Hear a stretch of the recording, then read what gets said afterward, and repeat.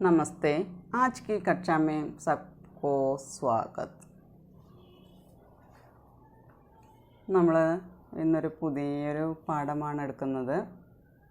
ധ്യാൻ രഞ്ജൻ എഴുതിയ ഒരു കഥയാണ്.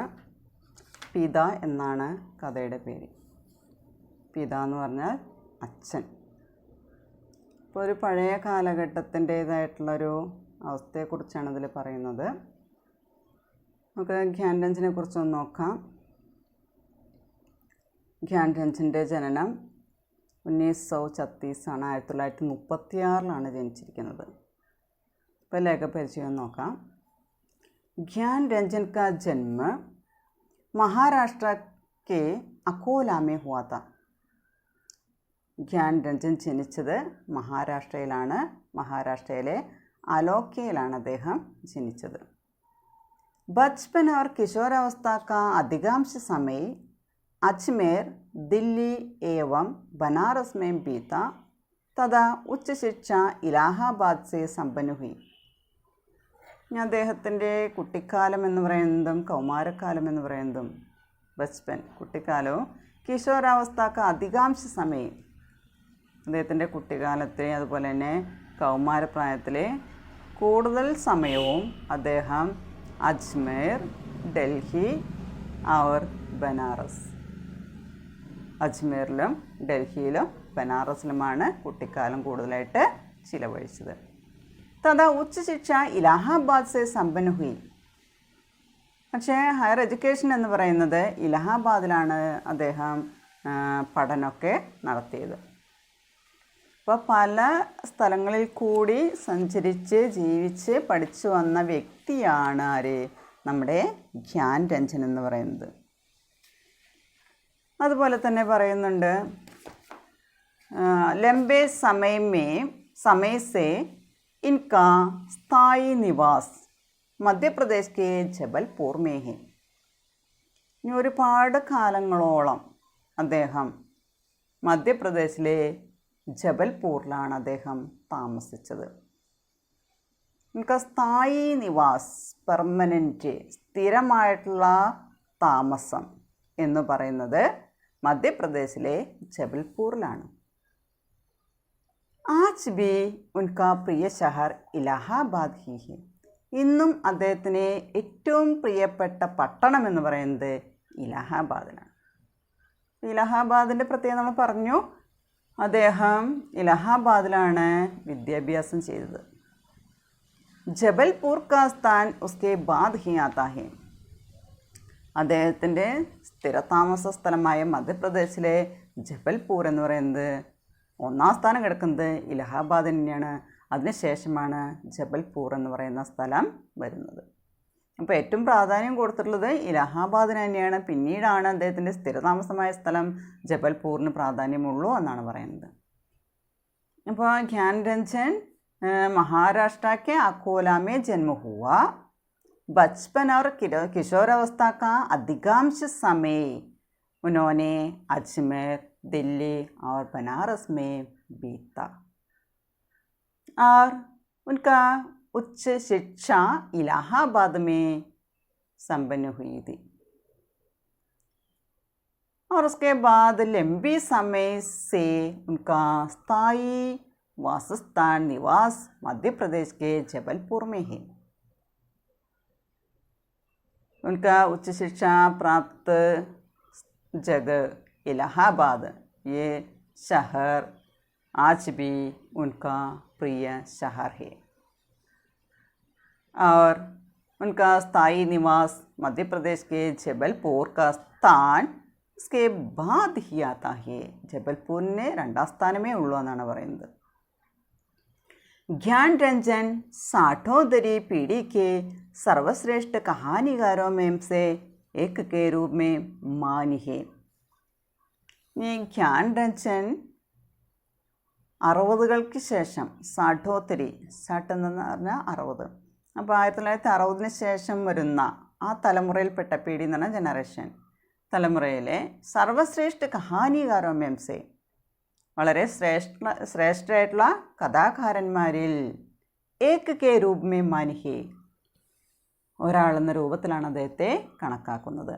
അപ്പോൾ 1960 ആ ഒരു കാലഘട്ടത്തിന് ശേഷം വരുന്ന ശ്രേഷ്ഠരായിട്ടുള്ള മഹാന്മാരായിട്ടുള്ള കഥാകാരന്മാരിലെ ഒരാളാണ് ധ്യാൻ രഞ്ജൻ എന്ന് പറയുന്നത്. साठोत्तरी पीढ़ी के 4 यार के रूप में प्रसिद्ध मंडली के चारों सदस्य ध्यान रंजन, दूधनाथ सिंह, काशीनाथ सिंह एवं रविंद्र कालिया में से सबसे पहले सर्वाधिक प्रसिद्धि ध्यान रंजन को ही प्राप्त हुई. അപ്പോൾ അതിൽ പറയുന്ന കാര്യം ഇങ്ങനെയാണ്. അതായത് 60കൾക്ക് ശേഷം വരുന്ന ആ തലമുറയിൽപ്പെട്ട 4 यार के रूप में 4 പേരുടെ രൂപത്തിൽ ആ ഒരു ഗ്രൂപ്പാണ്. പ്രസിദ്ധ മണ്ഡലിക്ക് വളരെ ഫേമസ് ആയിട്ടുള്ള ഒരു ഗ്രൂപ്പ്, 4 പേരുടെ ഗ്രൂപ്പ്. ആ 4 പേരിലെ മെമ്പർമാരെന്ന് പറയുന്നത് ചാരോ സദസ്യ എന്ന് പറയുന്നത് ആരൊക്കെയാണ്? ധ്യാൻ രഞ്ജൻ ഉണ്ട്, ദൂധനാഥ് സിംഗ് ഉണ്ട്, കാശിനാഥ് സിംഗ് ഉണ്ട്, രവീന്ദ്ര കാലിയ. ഇവരെല്ലാം 1960 ശേഷം വരുന്ന സാഹിത്യകാരന്മാരാണ്. അവരുടെ 4 പേരുടെ ഒരു ഗ്രൂപ്പാണ് പറയുന്നത്.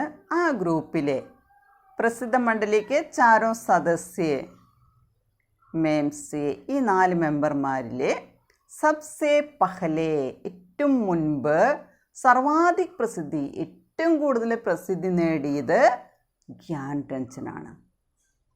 അപ്പോൾ ആരാണ് 4 പേരെന്ന് പറയുന്നത്? ധ്യാൻ രഞ്ജൻ ഉണ്ട്, ദൂധനാഥ് സിംഗ് ഉണ്ട്, കാശിനാഥ് സിംഗ് ഉണ്ട്, രവീന്ദ്ര കാലിയ. ഈ 4 പേരിലെ ഒന്നാമനായിരുന്നു ധ്യാൻ രഞ്ജൻ എന്ന് പറയുന്നത്. हालांकि ये चारों अपने टंग के श्रेष्ठ कहानीगर रहे हैं. എന്നിരുന്നാലും ये चारों ഈ 4 പേര് अपने टंग के श्रेष्ठ कहानीगर रहे हैं. അതേ രീതിയിലുള്ള ശ്രേഷ്ഠരായിട്ടുള്ള കഥാകാരന്മാരിലെ ഒരാളായിട്ടാണ് അദ്ദേഹത്തെ അറിയപ്പെടുന്നത്. 4 കഥാകാരന്മാരിലെ ഒരാളായിട്ടാണ് അറിയപ്പെടുന്നത്. പ്രകാശിത സംഗ്രഹ के रूप में ध्यान रंजन के 6 कहानी संग्रह प्रकाशित हुए हैं. ഇനി ഇതിൽ പബ്ലിഷ് ചെയ്തിട്ടുള്ള പ്രകാശിത സംഗ്രഹ രൂപമേ പബ്ലിഷ് ചെയ്തിട്ടുള്ള സമാഹാരങ്ങളുടെ രൂപത്തിൽ ധ്യാൻ രഞ്ജൻ കെ 6 കഹാനി സംഗ്രഹ പ്രകാശിത് ഹുയേ ഹേ. ധ്യാൻ രഞ്ജൻ്റെ ഒരു 6 കഥാസമാഹാരങ്ങൾ അവിടെ പബ്ലിഷ് ചെയ്തിട്ടുണ്ട്. അപ്പോൾ രവീന്ദ്ര കാലിയ, കാശിനാഥ് സിംഗ് 4 പേരിൽ സർവശ്രേഷ്ഠ അല്ലെങ്കിൽ സബ്സെ പഹലെ പ്രസിദ്ധി പ്രാപ്ത് ഹുയി സാഹിത്യകാർ ഹേ ധ്യാൻ രഞ്ജൻ. ഈ 4 പേരിൽ എന്നിരുന്നാലും ഈ ചാരോ അപ്പനെ ടങ്കക്കെ അവരുടേതായ രീതിയിൽ ഓരോരുത്തരും ശ്രേഷ്ഠരായിട്ടുള്ള കഥാകാരന്മാർ തന്നെയാണെന്ന് പറയുന്നുണ്ട്.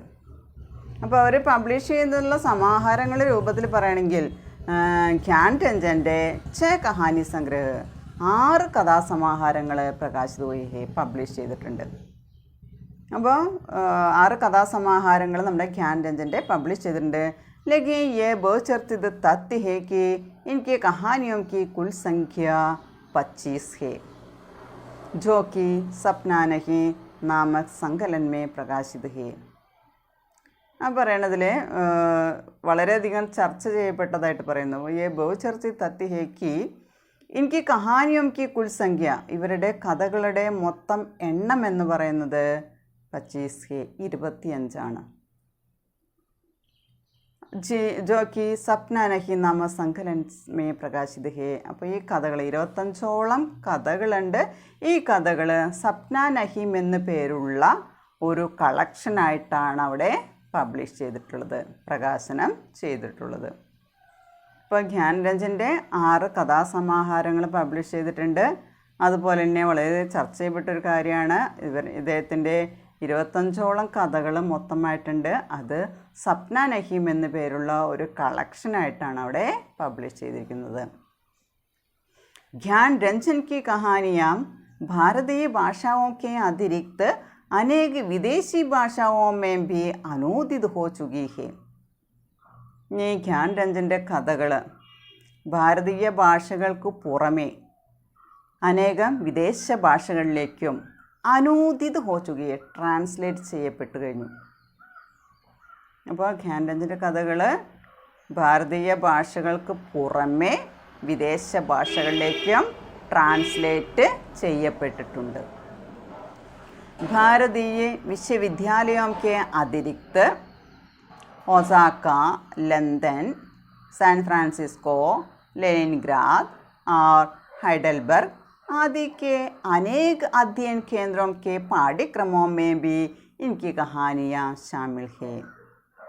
ഇനി ഭാരതീയ വിശ്വവിദ്യാലയമൊക്കെ അതിരിക്ത് നമ്മളെ ഭാരതത്തിലെ യൂണിവേഴ്സിറ്റികൾക്ക് പുറമേ Osaka, London, San Francisco, Leningrad, Heidelberg തുടങ്ങിയ മറ്റു യൂണിവേഴ്സിറ്റികളിലും അവിടെ അനേക അധ്യയന കേന്ദ്രമൊക്കെ പാഠ്യക്രമം അവിടുത്തെ യൂണിവേഴ്സിറ്റികളിലെ പല പഠന കേന്ദ്രങ്ങളുടെയും പാഠ്യക്രമത്തിലെ പാഠ്യപദ്ധതിയിലെ ഇദ്ദേഹത്തിൻ്റെ കഥകൾ ഉൾപ്പെടുത്തിയിട്ടുണ്ട്. എനിക്ക് കഹാനിയ ഷാമിൽ ഹേ. അപ്പോൾ നമ്മുടെ ഭാരതത്തിലെ യൂണിവേഴ്സിറ്റികൾ മാത്രമല്ല, അതിനു പുറമേ വിദേശ രാജ്യങ്ങളിൽ Osaka, London, San Francisco, Leningrad, Heidelberg തുടങ്ങിയ പല വിദേശ രാജ്യങ്ങളിലെയും പഠന കേന്ദ്രങ്ങളിൽ അവരുടെ പാഠ്യപദ്ധതിയിൽ ഇദ്ദേഹത്തിൻ്റെ കഥകൾ ഉൾപ്പെടുത്തിയിട്ടുണ്ട്. ഇതാണ് നമ്മളെ ധ്യാൻചന്ദിനെ കുറിച്ച് നമുക്ക് പറയാനായിട്ടുള്ളത്. അപ്പോൾ അദ്ദേഹത്തിൻ്റെ കഥയാണ് പിത എന്ന് പറയുന്നത്. ഇപ്പോൾ ഇവിടെ നമ്മൾ പഴയ തലമുറയിൽപ്പെട്ട ആളുകൾ അവരവരുടേതായിട്ടുള്ള ഭാഷയിൽ, അവരുടെ സമ്പ്രദായങ്ങളിൽ, അവരുടെ പെരുമാറ്റങ്ങളിൽ അതിലൊക്കെ ഉറച്ചു നിൽക്കുന്ന, ഉറച്ച് വിശ്വസിക്കുന്ന ആളുകളാണ് പഴയ കാലത്തെ ആളുകൾ. അപ്പം അങ്ങനെയൊരു അച്ഛനെക്കുറിച്ചാണ് നമ്മുടെ ധ്യാൻചന്ദ് ഇതിൽ എഴുതിയിരിക്കുന്നത്.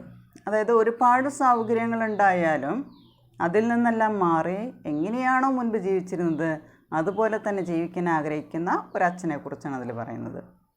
ഇപ്പോൾ മറ്റുള്ളവർ മക്കളായാലും പറയുന്നത് സമ്മതിക്കാനായിട്ട് അല്ലെങ്കിൽ അതിനെ അംഗീകരിക്കാനായിട്ട് അച്ഛൻ ആഗ്രഹിക്കുന്നില്ല. അതിനെക്കുറിച്ചാണ് നമ്മൾ ഈ ധ്യാൻചന്ദ് പിത എന്ന് പറയുന്ന കഥയിൽ പറയുന്നത്. അപ്പോൾ അതിൽ പിത ധ്യാൻചന്ദ് നമുക്ക് കഥ ഒന്ന് നോക്കാം. उसने अपने बिस्तरे का अंदाज लेने के लिए मात्र आध पल को बिजली जलाई. ഇപ്പോൾ ഇവിടെ പറയുന്നത് ഉസ്നെ അപ്പനെ ബിസ്തരയൊക്കെ അന്താസ് ലേനയ്ക്ക് ലിയെ മാത്രം. അദ്ദേഹത്തിൻ്റെ കിടക്ക, ബിസ്തര എന്ന് പറഞ്ഞാൽ കിടക്ക, അന്താസ് ലേനയ്ക്ക് ലിയെ അത് എവിടെയാണെന്നൊന്ന് അറിയുന്നതിന് വേണ്ടിയിട്ട്, അനുമാനിക്കുക, ഊഹിക്കുന്നതിന് വേണ്ടിയിട്ട് മാത്രം, അതിന് വേണ്ടി മാത്രം ആദ് പൽക്കോ ഒരു അരനിമിഷത്തേക്ക് വേണ്ടിയിട്ട് ബിജ്ലി ജലായി, വിളക്ക് കത്തിക്കണം, ലൈറ്റ് കത്തിക്കണം. അപ്പോൾ കിടക്കാനുള്ള കിടക്ക എവിടെയാണ് വെച്ചതെന്ന് അറിയാൻ വേണ്ടി മാത്രം ലൈറ്റ് കത്തിക്കുക. ബിസ്തരെ ഫർഷ് പർ ബിച്ചേ ഹുയേ തേ. കിടക്ക ഫർഷ് പർ തറയിൽ, നിലത്ത്, ബിച്ചേ ഹുയേ തേ വിരിച്ചിട്ടുണ്ടായിരുന്നു. പക്ഷെ അതെവിടെയാണെന്ന് നോക്കാൻ വേണ്ടിയിട്ട്, അത് ഏകദേശം ഒരു ഊഹത്തിന് വേണ്ടിയിട്ട്, അല്ല അതെവിടെയാണെന്ന് കാണാൻ വേണ്ടി മാത്രമാണ് ലൈറ്റ് കത്തുന്നത്. ഉസ്കി സ്ത്രീ सोते सोते बड़बड़ाया, आ गए और बच्चे की तरह करवट लेकर चुप हो गई. അപ്പം അയാളുടെ ഭാര്യ അവിടെ ഉറങ്ങുകയാണ്. സോത്തെ സോത്തെ ഹി ബഡ്ബടായ, ഉറങ്ങുന്നതിൻ്റെ ഇടയിൽ ഉറക്കത്തിലിങ്ങനെ ബഡ്ബടായ പിറുപിറുക്കുന്നുണ്ട്. ആകെ വന്നു എന്ന് പറഞ്ഞിട്ട് ഇങ്ങനെ ഉറക്കത്തിൽ ശബ്ദം ഉണ്ടാക്കുന്നുണ്ട്. അവർ ബച്ചയ്ക്ക് തര കർവട്ട് ലേക്കർ ചുപ്പ് ഹോ ഗയി. എന്നിട്ട് കുട്ടികളുടെ അടുത്തേക്ക് തിരിഞ്ഞു കിടന്നിട്ട്, കർവട്ട് തിരിഞ്ഞു കിടന്നിട്ട്, അല്ലെങ്കിൽ മറിഞ്ഞെടുക്കൽ തിരിഞ്ഞു കിടന്നിട്ട് ചുപ്പ് ഹോ ഗയി, വീണ്ടും മിണ്ടാതെ. അപ്പോൾ ഉറക്കത്തിൻ്റെ ഇടയിലാണ് ലൈറ്റ് കത്തിക്കണ കണ്ടപ്പോൾ പെട്ടെന്ന് ഒരു ഇതിൽ ഉറക്കത്തിനിടയിൽ വന്നു എന്ന് ചോദിക്കുന്നുണ്ട്, തിരിഞ്ഞു കിടന്ന് വീണ്ടും ഉറങ്ങുന്നുണ്ട്. लेट जाने पर उसे एक बड़ी डकार आती मालूम पड़ी, लेकिन उसने डकार ली नहीं. लेट जाने पर, लेट जाने എന്ന് പറഞ്ഞാൽ കിടന്നപ്പോൾ, ഉസേക്ക് ബഡി ഡക്കാർ, ഡക്കാർ എന്ന് പറഞ്ഞാൽ ഏമ്പക്കം വിടുന്നതിനാണ് പറയാം. ഡക്കാർ എന്ന് പറഞ്ഞാൽ ഏമ്പക്കം വിടുക. ഡക്കാർ ആത്തി മാലും പടി. അപ്പോൾ കിടന്നു കഴിഞ്ഞപ്പോൾ അദ്ദേഹത്തിന് ഏമ്പക്കം വിടാനായിട്ട് ഇങ്ങനെ വന്നു. ലേക്കിൻ ഉസ്നെ ഡക്കാർ ലീ നഹി. പക്ഷെ അദ്ദേഹം ഏമ്പക്കം വിടുന്നില്ല. കാരണം ഏമ്പക്കം വിടുന്ന സൗണ്ട് കഴിഞ്ഞ് ഉറങ്ങിക്കിടക്കുന്നവർക്കത് ബുദ്ധിമുട്ടായതിന് അവരുടെ ഉറക്കം നഷ്ടപ്പെടും. അപ്പോൾ അതുകൊണ്ട് അദ്ദേഹം ഏമ്പക്കം വിടുന്നില്ല. ഉസേ ലഗാ കി ഐസ കർനെ സേ ഉസ് ചുപ്പി മേ खलल पड़ जाएगा. जो चारों तरफ बरी है और काफ़ी रात गए ऐसा होना उचित नहीं है. അപ്പോൾ അദ്ദേഹം വൈകിട്ടാണ് പണി കഴിഞ്ഞ് വരുന്നത്. ആ സമയമാകുമ്പോഴേക്കും ഭാര്യയും മക്കളൊക്കെ കിടന്നുറങ്ങിയിട്ടുണ്ട്. ഇപ്പോൾ ശബ്ദമുണ്ടാക്കാതെ കിടക്കുക എന്നുള്ളതാണ് അവിടെ ഉദ്ദേശിക്കുന്നത്. അങ്ങനെ വന്ന് ആ സമയത്താണ് ഏമ്പക്കം വിടാൻ തോന്നുന്നു, പക്ഷേ വിടുന്നില്ല. കാരണം അദ്ദേഹത്തിന് തോന്നുകയാണ് ഐസ കർണേമേ, അങ്ങനെ ചെയ്തു കഴിഞ്ഞാൽ ഉസ് ചുപ്പിമേ, ചുപ്പി എന്ന് പറഞ്ഞാൽ നിശബ്ദത, ശുഭ് ഹോനയ്ക്ക് അവസ്ഥ, ആ മിണ്ടാതെ നിശബ്ദമായി കിടക്കുന്ന അവസ്ഥയിൽ ഖലൽ പട് ജായക, തടസ്സമുണ്ടാകുമെന്ന് അദ്ദേഹത്തിന് തോന്നുകയാണ്. ജോ ചാരോം തരം ബരിഹയും, അങ്ങനെ ഒരു ഏമ്പക്കം വിട്ട് കഴിഞ്ഞാൽ അത് 4 ഭാഗത്തും നിറഞ്ഞിരിക്കും. അതായത് ആ ശബ്ദം പെട്ടെന്ന്, രാത്രിയാണ്, ലൈറ്റൊക്കെ എടുത്ത് നിശബ്ദതയിൽ ആ ശബ്ദം 4 ഭാഗത്തും നിറഞ്ഞു നിൽക്കുമെന്ന് അദ്ദേഹത്തിന് തോന്നണം. അവർ കാഫി രാത് ഗയെ ഐസ ഹോന ഉചിത് നഹി, അതുമാത്രമല്ല രാത്രി ഒരുപാടായി, ആ സമയത്ത് ഇങ്ങനെ ചെയ്യുക ഉചിതമല്ല എന്ന് അദ്ദേഹത്തിന് തോന്നണം. അപ്പോൾ ഇതിൽ ഒരച്ഛനെ കുറിച്ചാണ് ഇതിൽ പറയുന്നത്. അച്ഛൻ വൈകി വരുന്നു. आधा पल के लिए पल को बिजली जलाती है और बिस्तरे फर्श पर बिछे हुए थे. उस समय सोते सोते उसकी पत्नी बड़बड़ाती है और उसके बाद बच्चे की तरफ करवट लेकर चुप हो जाती है. लेट जाने पर उसको एक बड़ी डकार आती है, लेकिन उसने डकार नहीं ली. അദ്ദേഹം ഏമ്പക്കം വിടുന്നില്ല. क्योंकि उसे लगा कि ऐसा करने में उस निशब्दता में खलल पड़ जाएगा, ബാധ पड़ जाएगा. നിശബ്ദതയിൽ തടസ്സമുണ്ടാകും, ഉറക്കത്തിന് തടസ്സമുണ്ടാകും അദ്ദേഹത്തിന് തോന്നണം. കാരണം ഈ ഡക്കാർ ചാരോന്തര ബരീഹെ, ഈ ശബ്ദം അവിടെ 4 ഭാഗത്തും നിറഞ്ഞു നിൽക്കും. അതുകൊണ്ട് യഹാ കാഫി രാത് ഹോ ഗയേ ഹേ, രാത്രി ഒരുപാടായി, ഉസ് സമയ ഐസാ കർണ ഐസാ ഹോന ഉചിത് നഹി ഹേ, ഈ സമയത്ത് അങ്ങനെ ചെയ്യുന്നത് ഉചിതമല്ല എന്ന് അദ്ദേഹത്തിന് തോന്നുകയാണ്. അബി ഘനശ്യാം നഗർ കെ മകാനോം കെ ലംബെ സിൽസിലോം കെ കിനാരെ കിനാരെ സവാരി ഗാഡി ദഡ് ദടാത്തി ഹുയി ഗുസരി. ഇപ്പോൾ ഘനശ്യാം നഗറിൻ്റെ മഖാനം കെ ലംബെ സിൽസിലോം കെ കിനാരെ കിനാരെ, അവിടുത്തെ കെട്ടിടങ്ങളിൽ ഇങ്ങനെ കെട്ടിടങ്ങൾ നിരനിരയെ നിൽക്കുന്നുണ്ട്. അതിനടുത്ത് കൂടെ സവാരി ഗാഡി ദഡ് ദടാത്തി ഹുയി ഗുസരി, സവാരി ഗാഡി ട്രെയിൻ അവിടെ ശബ്ദമുണ്ടാക്കിക്കൊണ്ട്, ദഡ് ദടാത്തി ഹുയി ശബ്ദമുണ്ടാക്കിക്കൊണ്ട് കടന്നുപോയി. Todi there Tak Ek ബഹുത്ത് SAFF ബാഗ്താ ഹുവാ ശോർ ഹോത്താ രഹ. കുറച്ച് നേരം വരെ ഇങ്ങനെ വളരെ തിരക്ക് പിടിച്ച് ഓടിക്കൊണ്ടിരിക്കുന്ന ആളുകളിലെ ബഹളം കേൾക്കാനായിട്ട് സാധിച്ചു. ഷോർ എന്ന് പറഞ്ഞാൽ ബഹളം, ബാഗ്താ ഹുവ ഷോർ, ഓടിക്കൊണ്ടിരിക്കുന്ന ബഹളം. അതായത് ട്രെയിൻ കടന്നു പോകുമ്പോൾ ആ സമയത്ത് യാത്രക്കാരുടെയും മറ്റുള്ളവരുടെ തിരക്കാണ് അവിടെ പറയുന്നത്. സർദിയോ മേ ജബ് യഹ് ഗാഡി ഗുസർത്തി ഹേ തബ് തക് ലോഗ് ഏക് പഹർ കി ഗാസി നീന്ദ് ലേ ചുകെ ഹോത്തെ ഹേ.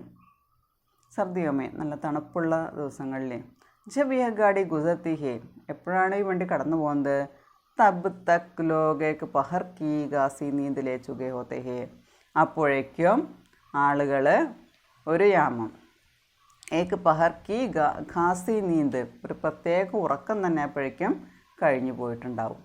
അതായത് നല്ല തണുപ്പുള്ള സമയത്തൊക്കെ ഈ വണ്ടി കടന്നു പോകുമ്പോഴേക്കും ആളുകളുടെ ഓരോ ഉറക്കമൊക്കെ കഴിഞ്ഞു പോയിട്ടുണ്ടാവും. ഗർമിയോ മേ 11:30 का कोई विशेष मतलब नहीं होता.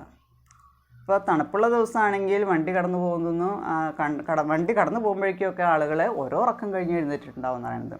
പക്ഷേ ഗർമിയോമേ, വേനൽക്കാലത്താണെങ്കിലോ 11:30 का कोई विशेष मतलब नहीं होता. 11:30 ആയാലും പ്രത്യേകിച്ച് കാര്യമൊന്നും ഉണ്ടാവില്ല. എന്താ പറയുന്നത്, യോ മുസ്കെ ഗർമേ ജൽദി സോയ ജൽദി കായ और जल्दी उड़ा करते हैं. അവർ ഉസ്കെ ഗർമേ ജൽദി സോയ, വീട്ടിൽ പെട്ടെന്ന് ഉറങ്ങുന്നു, പെട്ടെന്ന് തിടുക്കത്തിൽ കഴിക്കുന്നു. അവർ ജൽദി ഉടാ കർത്തെ, തിടുക്കത്തിൽ എഴുന്നേൽക്കുന്നു. അപ്പോൾ തണുപ്പുള്ള ദിവസങ്ങളിലാണെങ്കിൽ സുഖമായിട്ട് കിടന്നുറങ്ങാൻ പറ്റും. ഈ വണ്ടി പോകുമ്പോഴേക്കും ഒരു ഉറക്കം കഴിഞ്ഞിട്ടുണ്ടാവും. എന്നാൽ വേനൽക്കാലത്താണെങ്കിൽ ഉറങ്ങാൻ പറ്റാറില്ല എന്ന് പറയുന്നത്. 11:30 ആയാലും പ്രത്യേകിച്ച് കാര്യമൊന്നുമില്ല. വണ്ടി കടന്നു പോകുന്ന സമയത്തൊന്നും ആരും ഉറങ്ങിയിട്ടുണ്ടാവില്ല, ചൂട് കാരണം ഉറങ്ങിയിട്ടുണ്ടാവില്ല എന്ന് പറയുന്നത്. അപ്പോൾ ആ സമയങ്ങളിലൊക്കെ അവരെന്ത് ചെയ്യുകയാണ് ചെയ്യുന്നത്? പെട്ടെന്ന് ഭക്ഷണം കഴിക്കുന്നു, ഉറങ്ങുന്നു, അതുപോലെ പെട്ടെന്ന് എഴുന്നേൽക്കുകയും ചെയ്യുന്നു. ആജ് ബേഹദ് ഗർമി ഹേ, അപ്പോൾ നല്ല ചൂടുള്ള സമയമാണ്.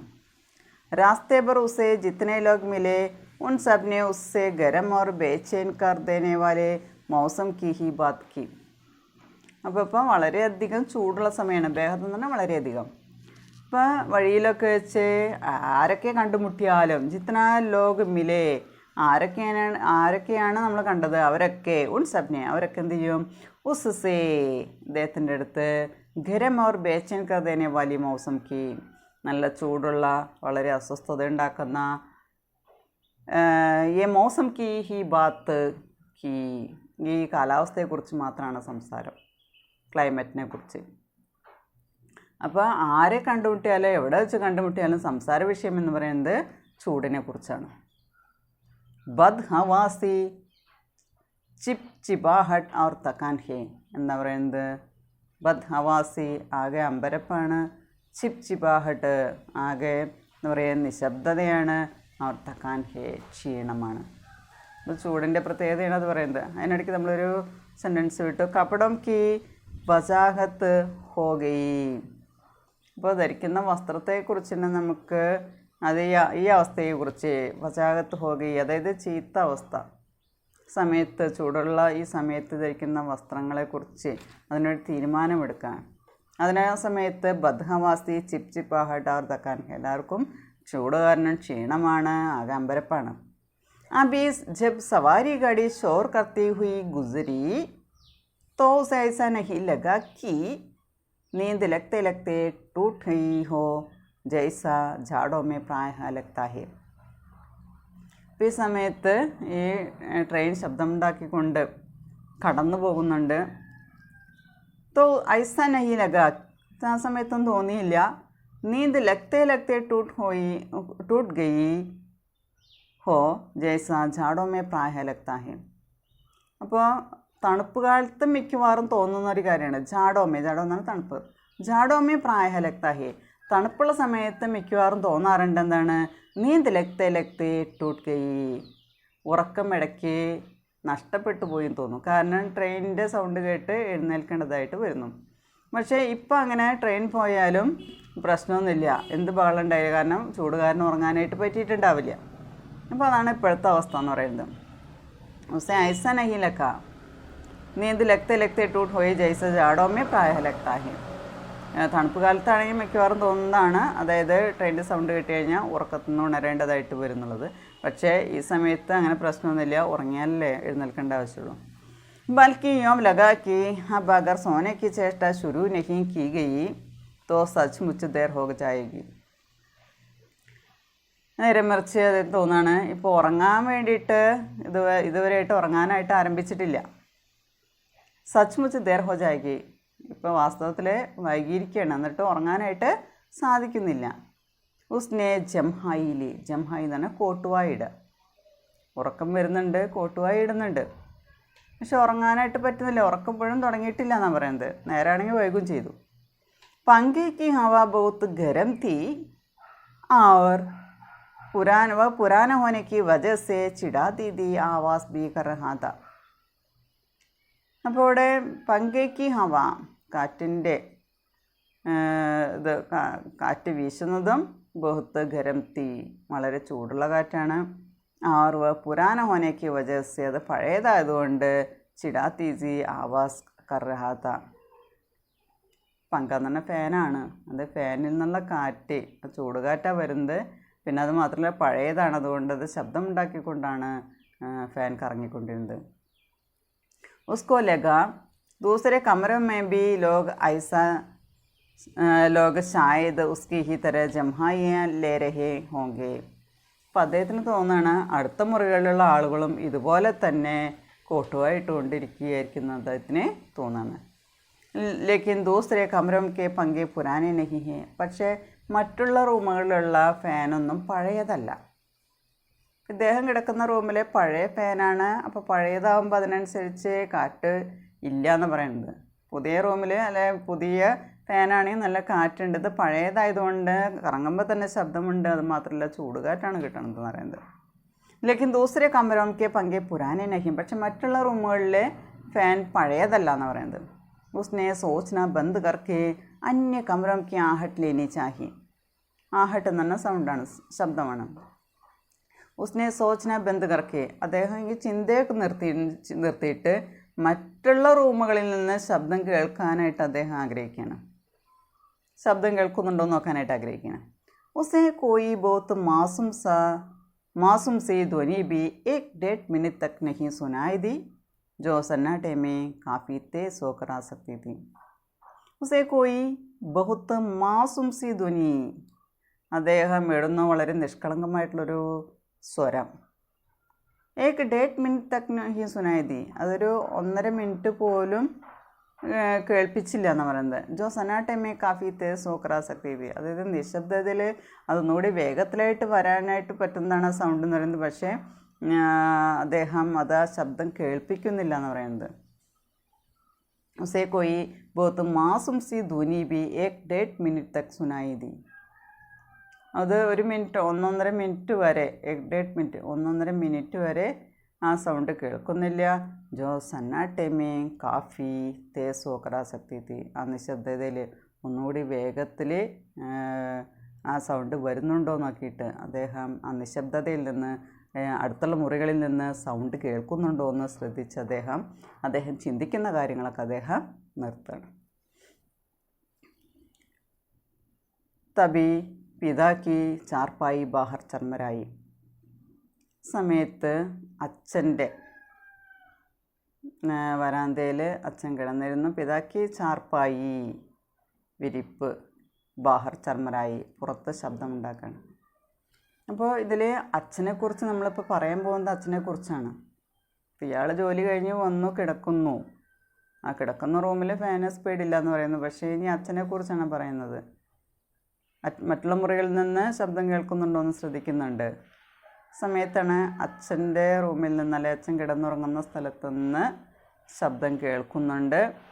കിസി ആഹട്ട് സേ ഉടേ ഹോങ്കെ. അപ്പോൾ അദ്ദേഹം ചിന്തിക്കുകയാണ്, ഈ മകൻ ചിന്തിക്കുകയാണ്, എന്തെങ്കിലും ശബ്ദം കേട്ടിട്ട് അദ്ദേഹം ഉണർന്നതാകുമെന്ന് അദ്ദേഹം ചിന്തിക്കുന്നുണ്ട്. അപ്പോൾ ഇതിൽ പിത എന്ന് പറയുന്ന കഥ നമ്മളിവിടെ ധ്യാൻ രഞ്ജൻ എഴുതിയ കഥ ഇവിടെ ആരംഭിക്കുകയാണ്. അപ്പോൾ ഇവിടെ ജോലി കഴിഞ്ഞ് വന്ന് കിടക്കുന്നു, ശബ്ദമുണ്ടാക്കാതെ കിടക്കുന്ന അവസ്ഥ സമയത്താണ്. തണുപ്പുള്ള സമയത്താണെങ്കിൽ പ്രശ്നമില്ല. പക്ഷേ ചൂടുള്ള അതിലെ വേനൽക്കാലങ്ങളിലൊക്കെ ചൂട് കാരണം കിടന്നുറങ്ങാൻ പറ്റാത്ത അവസ്ഥയാണ്. ഇദ്ദേഹത്തിൻ്റെ റൂമിൽ ഫാനുണ്ട്, പക്ഷേ പഴയ ഫാനായിരുന്നു.